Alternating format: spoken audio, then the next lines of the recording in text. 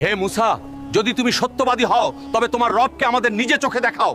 যতক্ষণ না আমরা আল্লাহকে পরিষ্কারভাবে দেখব, আমরা ঈমান আনবো না।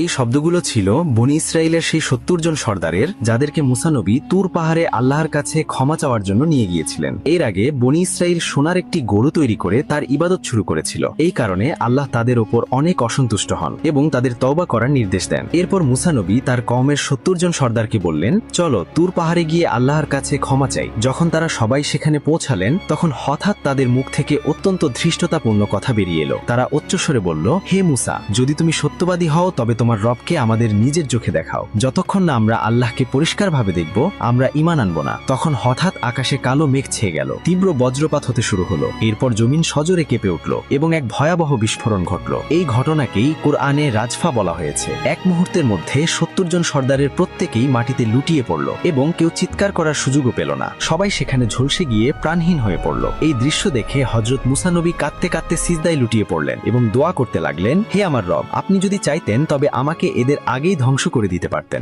আপনি কি কয়েক নির্বোধের কারণে পুরো কওমকে ধ্বংস করে দেবেন? আল্লাহ তখন হযরত মুসা নবীর দোয়া কবুল করলেন এবং সেই ঝলসে যাওয়া মানুষগুলো নড়তে শুরু করলো। তাদের চোখ খুলে গেল এবং ৭০ জন মানুষই আবার জীবিত হয়ে দাঁড়িয়ে গেল। তখন তারা নিজেদের ভুল বুঝতে পেরে মাথা নত করে চোখের পানি ফেলে সবাই আল্লাহর সামনে দাঁড়িয়ে রইলেন। এটি আল্লাহর কুদরতের সেই দৃশ্য যা কুরআনে বর্ণনা করা হয়েছে। এক মুহূর্তেই মৃত্যু এবং এক মুহূর্তেই জীবন। আল্লাহ আমাদের সবাইকে ঈমানের সাথে মৃত্যু নসিব করুন, আমিন।